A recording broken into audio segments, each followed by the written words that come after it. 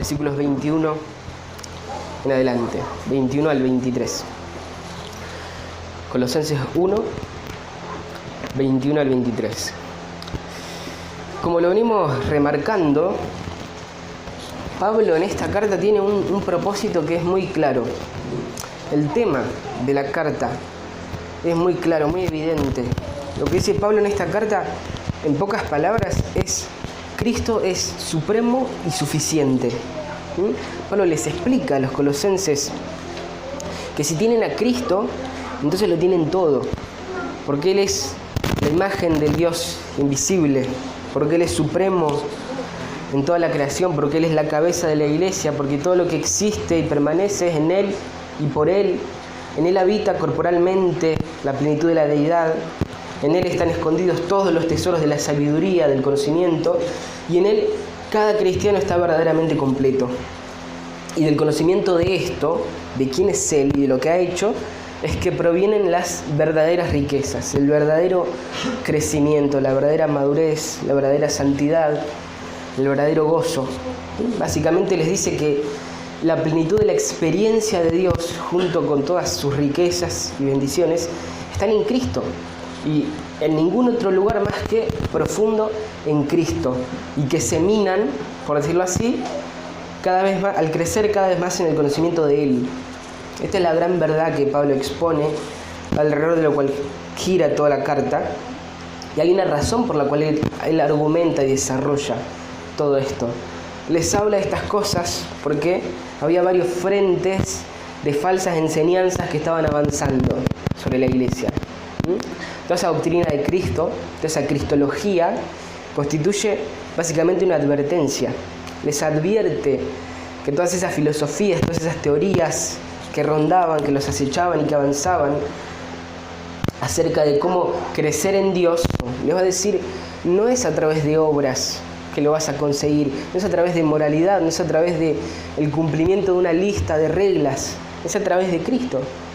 También les va a advertir acerca del misticismo, el gnosticismo, es decir, no es a través de un conocimiento elevado, no es a través de un conocimiento elitista que algunos iluminados van a poder gustar de las riquezas de Dios, ni por la búsqueda de sensaciones asombrosas, sobrenaturales, no es a través de éxtasis, ni nada de eso. Absolutamente todos los creyentes pueden probar y pueden disfrutar de las riquezas de Dios, y lo hacen a través de Cristo.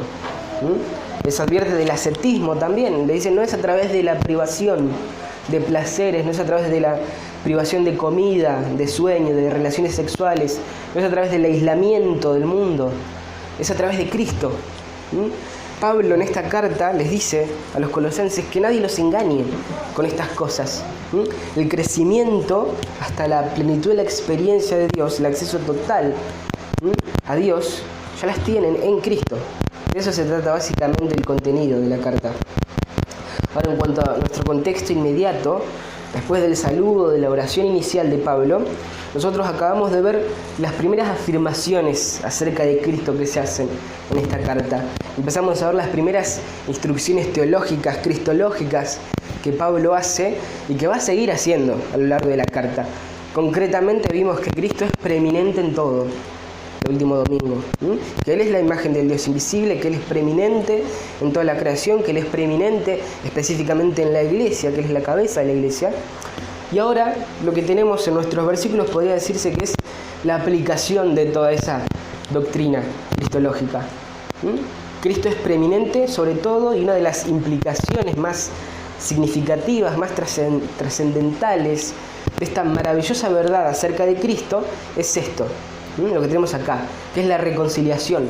Ese es el gran concepto del texto, la reconciliación. Vamos a leerlo.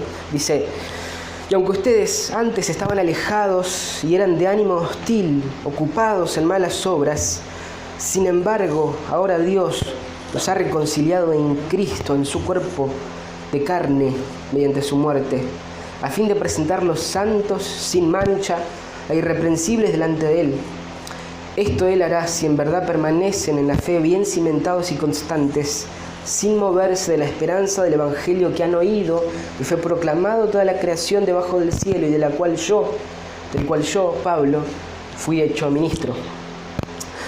Amado Padre, Señor, te damos gracias y gloria, Señor, porque tenemos esta oportunidad de estar meditando en tu palabra.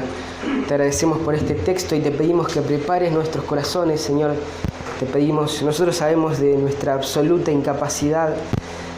Yo sé de mi absoluta incapacidad de explicar estas cosas. Sabemos de nuestra absoluta incapacidad para entenderlas, pero confiamos en tu Espíritu, Señor, que es quien nos revela.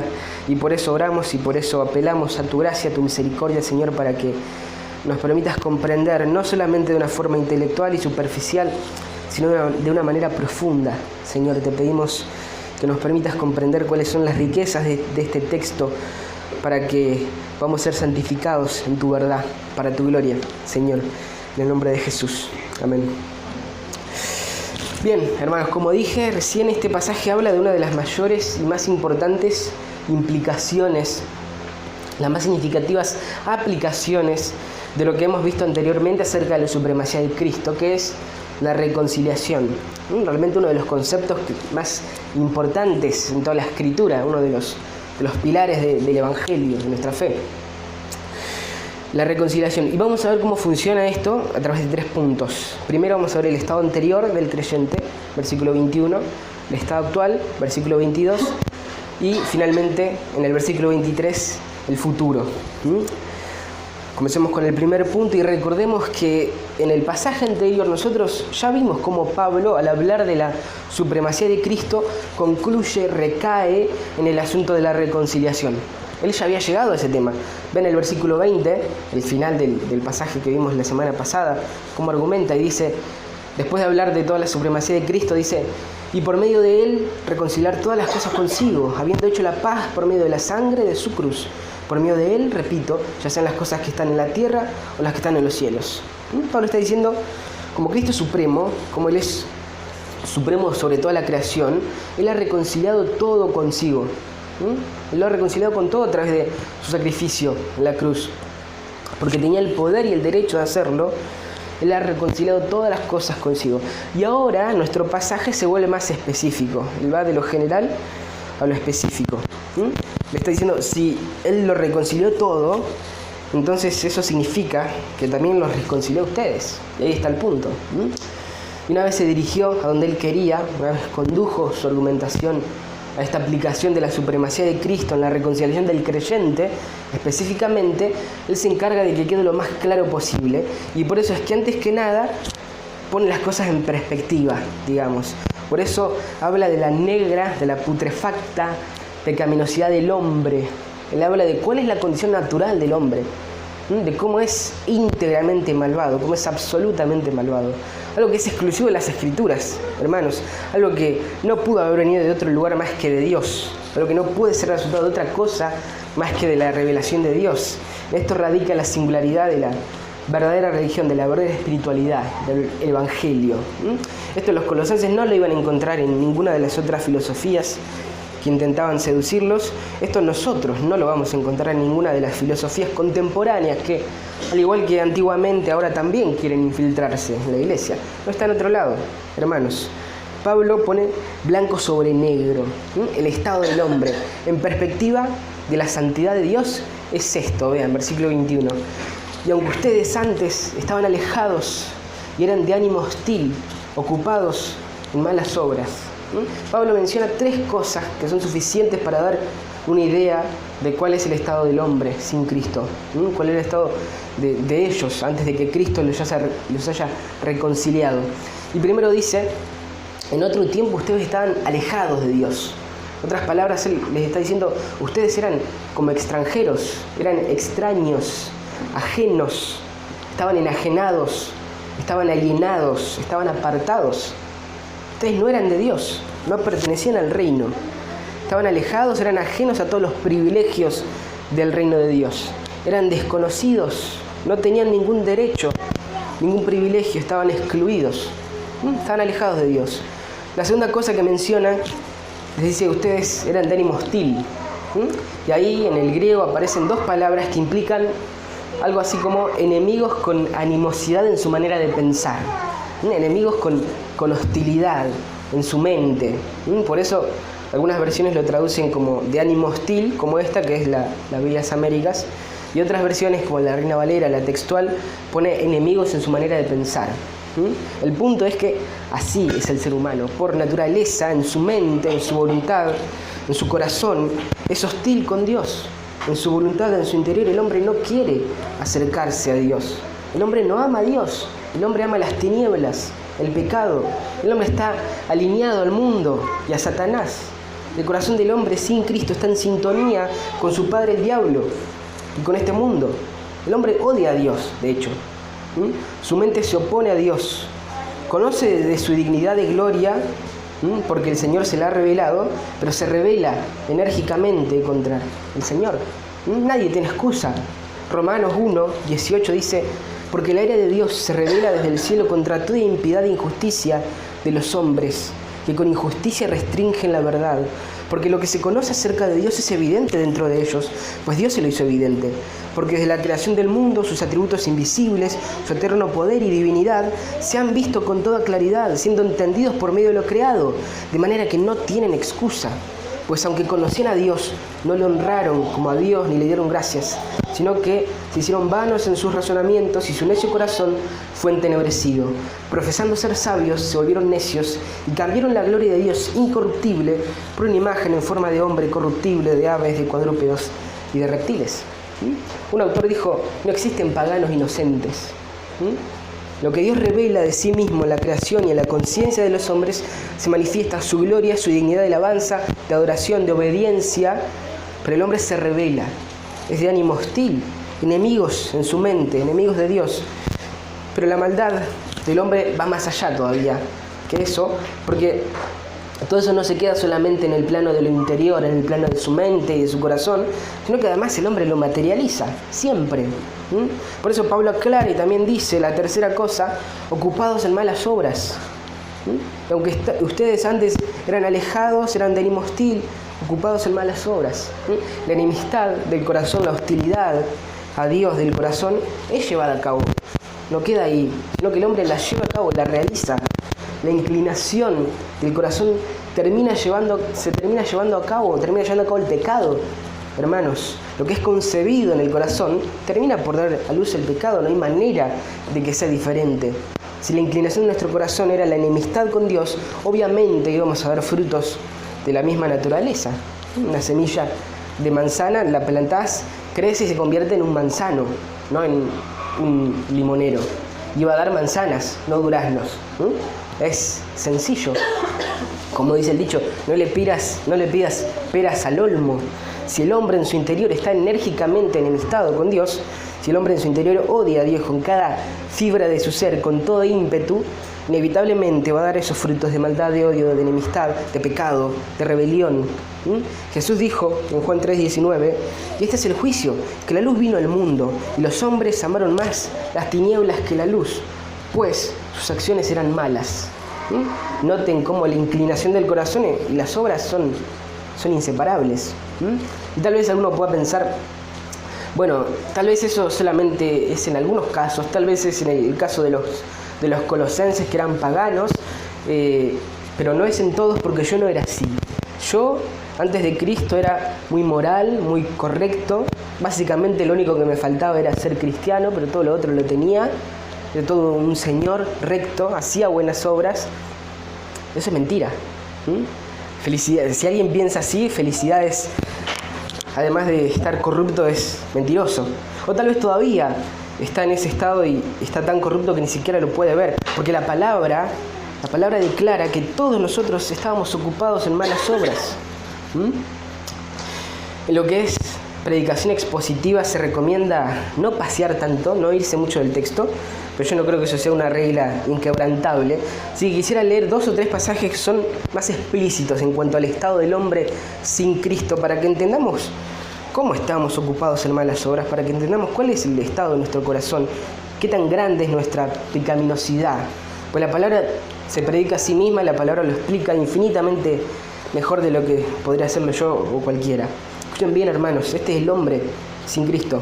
Por ejemplo, Romanos 1:29. Romanos 1:29. Dice: estando llenos de toda injusticia, maldad, avaricia y malicia, colmados de envidia, homicidios, pleitos, engaños y malignidad. Son chismosos, detractores, aborrecedores de Dios, insolentes, soberbios, jactanciosos, inventores de lo malo, desobedientes de los padres, sin entendimiento, indignos de confianza, sin amor, despiadados.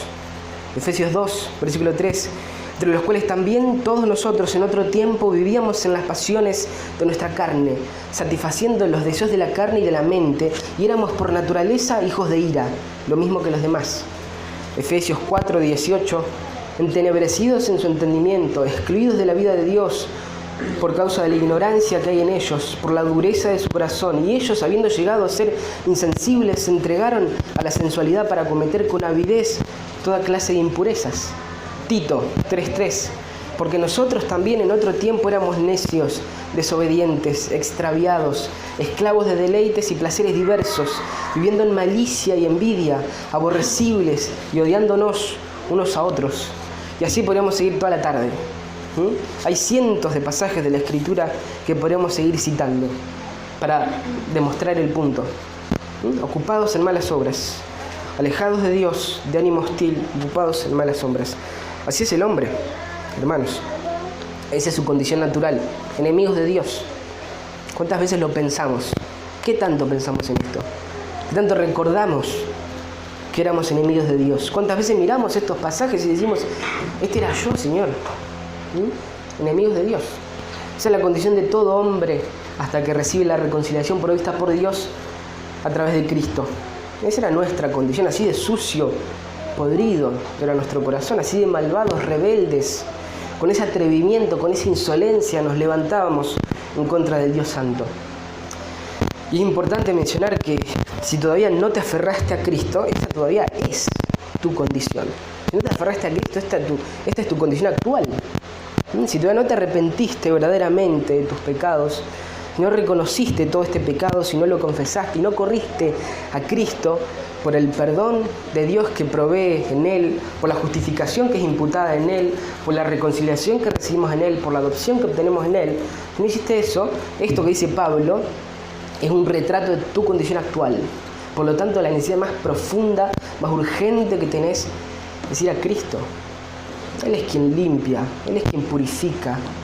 Esa es la buena noticia, la maravillosa noticia. Él ya lo hizo. Lo hizo por medio de su sangre, porque Él fue perfectamente justo en esta tierra, pero cuando estuvo en la cruz recibió de forma sustitutiva la ira de Dios, correspondiente a nuestro pecado. Y dejó a disposición su vida perfecta y santa, dejó a disposición su justicia propia, para que ahora sea imputada, sea adjudicada por medio de la fe a todo aquel que cree en Él. Porque Cristo, siendo inocente, satisfizo la ira de Dios. Es que ahora es posible que por medio de la fe el pecador sea vestido con la justicia de Cristo. Así es que aquel que antes que estaba enemistado ahora es reconciliado por medio de Él. Si todavía no lo hiciste, es lo que más necesitas, es tu necesidad más urgente. Puede que hayas asistido a una iglesia toda tu vida, eso no significa nada necesariamente. Si a la luz de lo que dice la Escritura te das cuenta de que todavía estás enemistado con Dios, el pedido es que vengas a Cristo. Tenés que venir a Cristo. Él vino a eso, en carne. En su primera venida, Él vino a eso. Cuando Él vuelva, va a venir en juicio. Pero en su primera venida, Él no vino para ser servido, sino para dar su vida por el rescate de muchos. Él vino no vino a buscar a sanos, sino que vino a buscar enfermos. Él no vino a llamar a justos, sino que vino a llamar a pecadores al arrepentimiento. Él vino a buscar y salvar todo lo que se había perdido. Si todavía esta es tu condición, la primera aplicación es ir a Cristo. Y si ya estás en Cristo, es bueno recordar cuál es nuestra condición. Como le está haciendo Pablo, él se lo recuerda a los colosenses. Estos eran ustedes. Y aunque ustedes antes estaban alejados y eran de ánimo hostil, ocupados en malas obras, es bueno, es necesario recordar cuál era nuestra condición. Porque esto nos va a hacer amar y atesorar y valorar más lo que Dios ha hecho en Cristo. Pues ese es precisamente el punto del texto. Como dije al principio, esta es una de las implicaciones más hermosas de la supremacía de Cristo, hermanos. Que nuestra lejanía de Dios, a pesar de nuestra enajenación, de nuestra enemistad y hostilidad, Cristo desde su supremacía en su cuerpo nos ha reconciliado con Dios para presentarnos limpios, puros, delante de Él. Vean, Y aunque ustedes estaban antes alejados y eran de ánimo hostil, ocupados en malas obras, sin embargo, ahora Dios los ha reconciliado en Cristo, en su cuerpo de carne, mediante su muerte, a fin de presentarlos santos, sin mancha e irreprensibles delante de Él. Sin embargo, ahora, esto es algo que Pablo hace habitualmente en Efesios 2. Efesios es una carta muy similar, muy cercana a Colosenses. En Efesios 2 lo hace 2 veces. Pablo usa esta especie de bisagra tan poderosa, tan significativa, donde se contrasta lo que éramos y lo que Dios ha hecho. Un maravilloso contraste que le da gloria a Dios. Ustedes eran esto, alejados, de ánimo hostil, ocupados en malas obras, en toda clase de maldad. Sin embargo, ahora Dios los ha reconciliado. El verbo es pasivo, no dice ustedes se reconciliaron, dice fueron reconciliados. Fueron reconciliados. Alguien actuó para que exista esa reconciliación, y de hecho fue el Señor quien actuó en pos de esa reconciliación. ¿Cómo? Bueno, como continúa diciendo, sin embargo, ahora Dios los ha reconciliado en Cristo, en su cuerpo de carne, mediante su muerte, a fin de presentarlos santos, sin mancha e irreprensibles delante de Él. Acá aparecen 3 palabras que son claves para entender la intención de lo que quiere decir Pablo, sobre todo en el contexto. Hay un énfasis muy claro. Noten que Pablo utiliza la palabra cuerpo, carne y muerte. Él con eso está apuntando a algo, él está señalando algo. Sin embargo, ahora Dios los ha reconciliado en Cristo, en su cuerpo de carne, mediante su muerte. Estas 3 palabras subrayan una verdad. Subrayan el hecho de que lo que hizo el Señor para reconciliar a su pueblo, a su iglesia, la manera en que el Señor llevó a cabo nuestra reconciliación fue algo físico, fue algo histórico, físico, material. Esto es especialmente relevante cuando nosotros tenemos en cuenta que una de las principales falsas doctrinas que estaban gestándose en la iglesia de Colosas era lo que años más tarde iba a convertirse en gnosticismo. El gnosticismo fue una filosofía que decía básicamente que todo lo que tiene que ver con la materia, con lo físico, era malo, mientras que todo lo que tiene que ver con lo espiritual era bueno. Eso tenía consecuencias terribles, enormes, porque bajo esa filosofía se acarreaban implicaciones heréticas, como que Cristo no podía haber venido en carne. Si todo lo físico era malo, entonces Cristo no vino en carne, era una especie de visión, Él solamente había venido de forma espiritual. Más adelante, esta sería una de las más grandes herejías que iban a intentar infiltrarse en las iglesias. Lo vemos en muchas de las cartas que son más tardías. En este punto todavía no estaba desarrollada en su forma final, no podemos decir que era gnosticismo propiamente dicho, pero sí era algo similar, sí era como un proto-gnosticismo. La iglesia de Colosas en este momento estaba brotando las primeras ideas que con el tiempo se iban a desarrollar en gnosticismo. Entonces, teniendo en cuenta eso, teniendo en cuenta que estaban rondando esas falsas enseñanzas de que toda la materia es mala, que lo espiritual es bueno y que por lo tanto Cristo no había venido en carne, es muy significativo que Pablo sea tan enfático con el elemento físico, corporal, material de la obra de Cristo en la reconciliación. Cristo vino en carne, Cristo tuvo que encarnarse. Él, a su naturaleza divina, por ser el Hijo, por ser Dios, la segunda persona de Dios, le añadió naturaleza humana. Le añadió naturaleza humana una vez y para siempre. El Verbo se hizo carne. Él se hizo carne. 1 Corintios 15:21 dice, porque ya que la muerte entró por un hombre, también por un hombre vino la resurrección de los muertos. Debía ser así. El Hijo eterno, glorioso, se hace carne y en la cruz entrega ese cuerpo de carne como sacrificio expiatorio. Recibe la ira de Dios de forma sustitutiva, vicaria, y muere. Porque Dios es un Dios santo, justo, recto, es un Dios de ira. Él es el juez justo que todos los días está irado con el impío. La naturaleza gloriosa del Dios santo requiere que el pecado sea castigado. Sí o sí, el pecado debe ser castigado.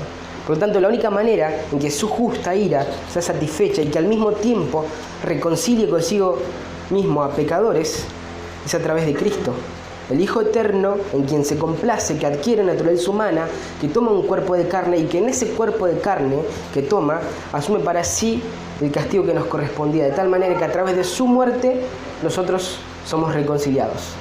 La única manera, el único camino, el único mediador, el único salvador. Y vean el propósito de esto en la segunda parte del versículo 22. A fin de presentarlos santos, sin mancha e irreprensibles delante de Él. Todos nosotros continuamos pecando, hermanos, por supuesto que lo hacemos. El que dice que no tiene pecado es mentiroso, dice Juan. Continuamos siendo pecadores, pero por la obra de Cristo, por la justicia de Cristo, que como dijimos ha sido imputada a nosotros por medio de la fe, ahora posicionalmente, esa palabra es importante, ahora posicionalmente somos santos delante de Dios. Hemos sido vestidos con la justicia de Cristo si hemos creído en Él. Por eso somos presentados santos, sin mancha, irreprensibles delante de Dios. Porque nos cubre la justicia de Cristo, porque nos reviste su justicia, no la nuestra. La nuestra es inútil, la nuestra no es justicia. Nosotros somos injustos y pecadores, no podríamos haber hecho eso. Ahora Dios nos ve y ve la vida perfecta, santa del Señor Jesús que nos cubre. De nuevo, el énfasis de Pablo no es casual, él remarca la posición santa, la que se encuentra todo creyente en Cristo, precisamente porque la base de todas esas falsas enseñanzas básicamente era la misma en todas. Todos esos falsos maestros, aunque presentaban diferentes caminos, coincidían en algo. Ellos, en definitiva, todos decían lo mismo. Decían, Cristo no es suficiente, con esto no te alcanza, tenés que añadirle algo. Tenés que añadirle ciertos rituales, decían algunos. Tenés que hacer ciertas cosas, o tenés que privarte de ciertas otras cosas, y así es como vas a llegar a la perfección. Entonces Pablo contundentemente le dice, hermanos, Cristo es suficiente. Cristo fue quien los hizo aptos. Él fue quien los reconcilió. Él y nadie más que Él. Por su obra y por su obra solamente. Los limpió y los justificó. Y ahora los presenta santos, sin mancha, irreprensibles delante de Dios. No busquen en otros lugares. Gloria a Dios por el Evangelio y a su Hijo Jesucristo, nuestro Señor, hermanos, porque Él lo hizo todo. Porque Él hizo lo que nosotros no podíamos hacer. Porque nosotros éramos el recipiente apropiado para recibir el inmenso, el incalculable, la infinita, la indescriptible ira del Señor. Nosotros éramos viles pecadores, estábamos condenados al fuego eterno. Sin embargo, ahora Dios nos ha reconciliado en Cristo, en su cuerpo de carne, mediante su muerte, a fin de presentarnos santos, sin mancha, irreprensibles delante de Él. ¿Quién acusará a los escogidos de Dios? Dios es el que justifica. ¿Quién es el que condena? Cristo Jesús es el que murió. Si más aún, el que resucitó, el que además está sentado a la diestra de Dios, el que también intercede por nosotros. Yo sé que muchos de ustedes saben esto, pero yo también sé que nosotros tenemos la imperiosa necesidad de recordarlo cada día, porque todos compartimos con la misma tendencia continua de intentar autojustificarnos, de defendernos, de intentar guardar nuestra imagen, y lo hacemos de diversas maneras, de maneras creativas, a través de nuestra satisfacción, de nuestro trabajo, de nuestra posición, de nuestro conocimiento, etcétera, etcétera, etcétera. Hay muchas maneras, muchos caminos en los que nosotros tomamos buscando ser justificados. Cuando si estás en Cristo, ya fuiste justificado. Nuestra justicia propia, tenemos que saber eso, nuestra justicia propia son trapos de inmundicia, está impregnada de pecado, absolutamente insuficiente, impotente para satisfacer la santidad de Dios. Nosotros no podemos, es Cristo quien nos justifica. Debemos mortificar esa tendencia en nuestra vida, una actitud farisaica que no hace más que endurecer nuestro corazón, darnos gloria a nosotros mismos pensando que reunimos algún mérito. Cada día debemos recordar que es por Cristo que hemos sido reconciliados, que hemos sido acercados a Dios. Nosotros no aportamos nada a esa reconciliación. Por lo que Él hizo en la cruz, que fuimos presentados justos, santos e irreprensibles delante de su gloria, no por nosotros. Entonces hasta ahora ya vimos el estado anterior del creyente, su enemistad con Dios. Vimos el estado actual, la reconciliación que obtiene por medio de Cristo, en Cristo, su posición delante de Dios por medio de Cristo. Ahora vamos a echar una mirada al futuro, versículo 23.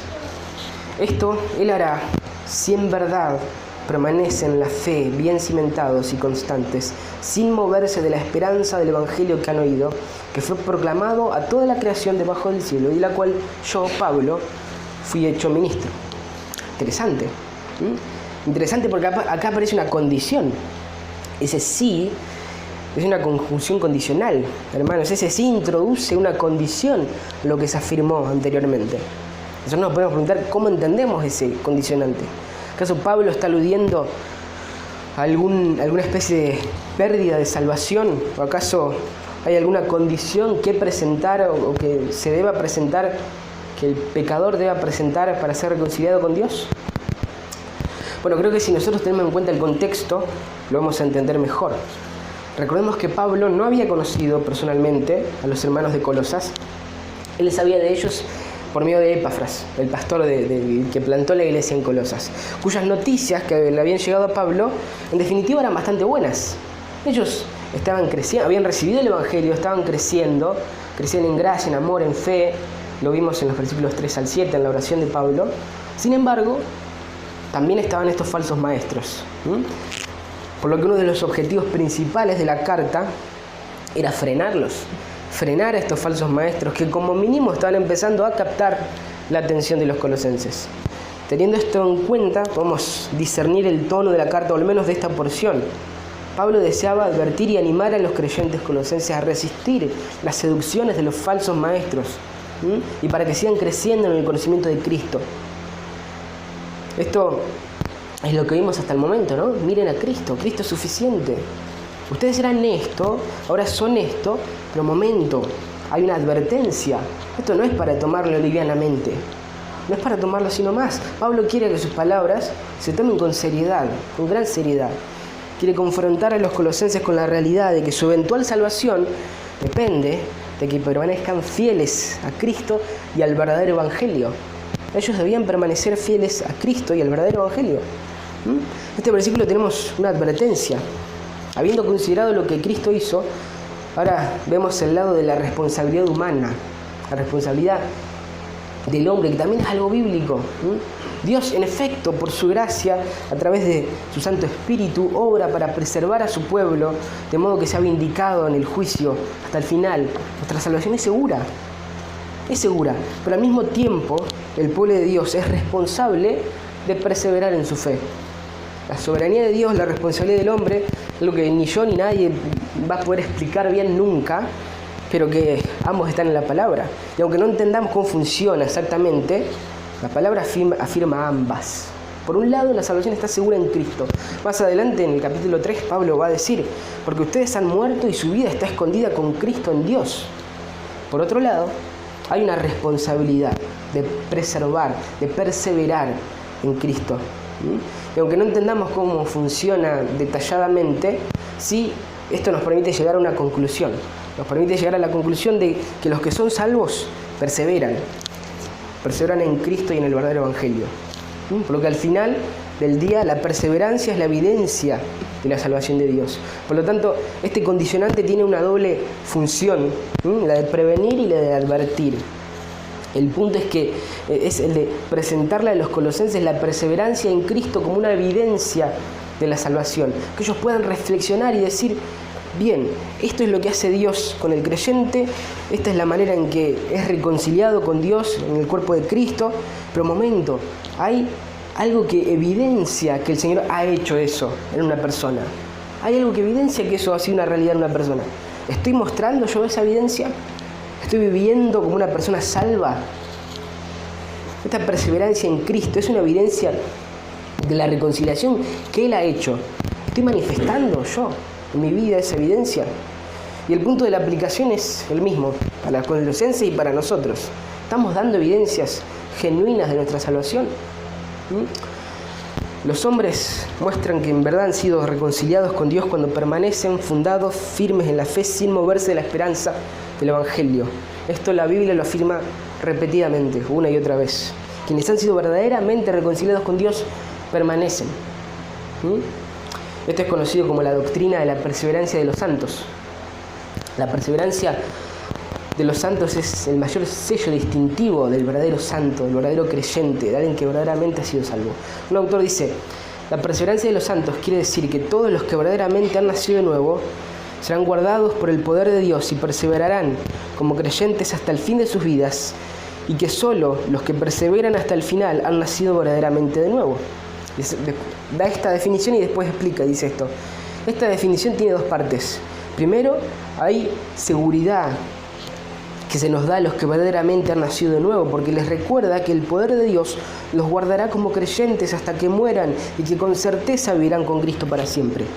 Por otro lado, la segunda mitad de la definición indica claramente que continuar en la vida cristiana es una de las evidencias de que una persona verdaderamente ha nacido de nuevo. Seguridad y evidencia.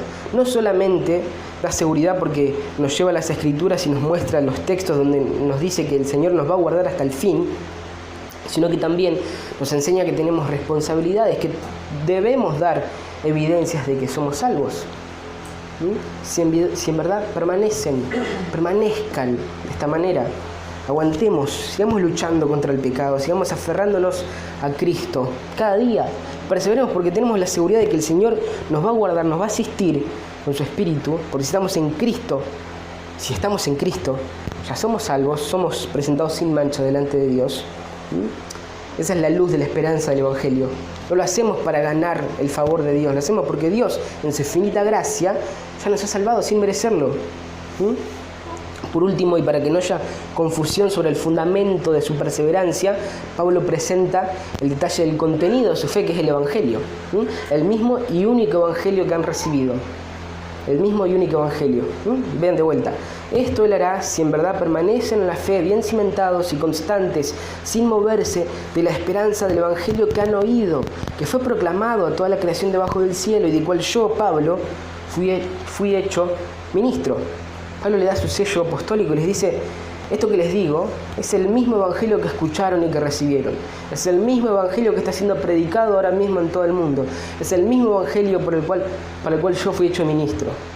Pablo estaba llamando a los colosenses a aferrarse al Evangelio apostólico, al verdadero Evangelio, al Evangelio que ellos habían escuchado, que habían recibido, al Evangelio que se estaba proclamando por todo el mundo, al Evangelio por el cual Pablo era ministro, mediante el cual fue enviado a predicar. Todo fue por el mismo Evangelio y todo seguía siendo por el mismo Evangelio, porque no hay otro Evangelio. Colosenses, no busquen en otros lugares, no se dejen seducir por otras filosofías, permanezcan aferrados al mismo y único Evangelio. Esto él hará si en verdad permanecen en la fe, bien cimentados y constantes, sin moverse de la esperanza del Evangelio que han oído, que fue proclamado a toda la creación debajo del cielo y del cual yo, Pablo, fui hecho ministro. El llamado es sencillo, ya lo hemos mencionado. En primer lugar, obviamente, es el de creer en Cristo para salvación. Como dije antes, puede que te hayas movido en el contexto de iglesias, en el contexto evangélico toda tu vida, eso no nos significa nada necesariamente. Si no estás en Cristo, estás enemistado con Dios, estás bajo condenación, estás bajo la santa, justa, eterna ira de Dios, porque sos un pecador. Sos un pecador que está alejado de Dios, que tiene ánimo hostil contra Él, que está ocupado en malas obras. Por lo tanto, tenés que venir a Cristo, tenés que aferrarte a Cristo, porque no hay otro camino, no hay otra manera en la que puedas escapar de la condenación. Porque nada de lo que hagas va a ser suficiente, puedes esforzarte, correr, todo lo que quieras. Tu corazón es malo, odia a Dios. Por lo tanto, todo lo que hagas va a ser malo. Pero Él envió al Señor Jesucristo, quien vivió la vida perfecta y justa que vos no viviste, y la entregó como sacrificio con el fin de que ahora sea imputada a todo aquel que cree en Él. Ahora, si estás en Cristo, dos cosas. Primero, recordá lo que ha sucedido, el Evangelio. Recordá cuál era tu estado sin Cristo. Recordá cuán digno de furor de Dios eras, cuán miserable, y cómo Cristo en su cuerpo de carne, mediante su muerte en la cruz, te ha reconciliado con Dios. Cómo por medio de su sacrificio sustitutivo te revistió de su justicia propia para presentarte delante de Dios posicionalmente santo, limpio. En primer lugar, recordá eso, deleitate de esa maravillosa realidad con toda gratitud y dale gloria al Señor por eso. Y en segundo lugar, viví conforme a esa realidad, viví coherentemente a esa reconciliación que recibiste. ¿Cómo? Bueno, como vemos acá, por la evidencia que presenta Pablo, perseverando en el mismo Evangelio que recibiste, en el mismo Evangelio del cual da testimonio toda la Escritura, el mismo Evangelio por el cual has sido reconciliado, porque es a través del mismo Evangelio que Dios en el Espíritu nos asiste para una santificación progresiva. Perseveremos en el mismo y único Evangelio para que la imagen de Cristo sea progresivamente formada en nosotros, para que esa santidad posicional que hemos recibido sea progresivamente una realidad en nuestras vidas, hasta que acabemos la carrera, hasta que lleguemos al final. No cedamos a la seducción de las filosofías del mundo, a pensar que nosotros podemos llegar a aportar algo, que podemos tener algún mérito, que hay cosas que nosotros podemos hacer que nos hacen dignos de derechos y privilegios delante del Señor. Porque por más diversas que sean, en definitiva, todas dicen lo mismo, todas dicen Cristo no es suficiente. Perseveremos en la fe basada en el Evangelio de Jesucristo. Perseveremos bien cimentados, como dice el texto, constantes, sin movernos de la esperanza del Evangelio de Jesucristo. Oramos. Amado Padre, Señor, te agradecemos, te damos gloria, Señor, por esta realidad que acabamos de recordar, por el Evangelio, Señor, porque es en el Evangelio donde has revelado plenamente, de una manera perfecta, tu gloria, tu dignidad de alabanza, Señor, porque en el Evangelio nosotros vemos tu santidad, tu rectitud, Señor. En el Evangelio vemos tu justicia y en el Evangelio también vemos tu misericordia, tu gracia, Señor. Te pedimos que nos ayudes a que eso sea algo que pueda calar profundo en nuestro corazón y podamos vivir a la luz de esa realidad. Señor, te pedimos que nos guardes por medio de tu Espíritu, a que cedamos a la idea de que hay cosas que podamos hacer fuera de Cristo, que hay cosas que podamos hacer fuera de Cristo que nos den derechos y privilegios delante tuyo, que nos hagan merecedores de algún mérito. Señor, ayúdanos, guardanos de esas falsedades y recordarnos todos los días el Evangelio. Recordarnos que es Cristo, es por medio de Cristo que hemos sido justificados, que hemos sido reconciliados. Nosotros que éramos tus enemigos, nosotros que teníamos el corazón podrido, que estábamos totalmente corruptos, que no podríamos haber hecho nada para salvarnos a nosotros mismos. Recordarnos, Señor, el inmenso amor de Jesucristo, que siendo Dios se humilló, tomó un cuerpo de carne y recibió de forma sustitutiva el castigo que nos correspondía a nosotros, Señor, y ayúdanos a vivir cimentados en esa realidad. Señor, ayúdanos a crecer en la verdadera espiritualidad, Señor. Ayúdanos a que la imagen de Cristo sea formada en nosotros, que podamos crecer, que podamos ser progresivamente santificados. Recordarnos, Señor, acerca de nuestra responsabilidad en esto. Recordarnos que somos llamados a ser santos, que somos llamados a esforzarnos para luchar contra el pecado, pero guardarnos, Señor, de que lo hagamos en nuestra propia fuerza. Señor, recordarnos que debemos hacerlo en Cristo. En el nombre de Jesús. Amén.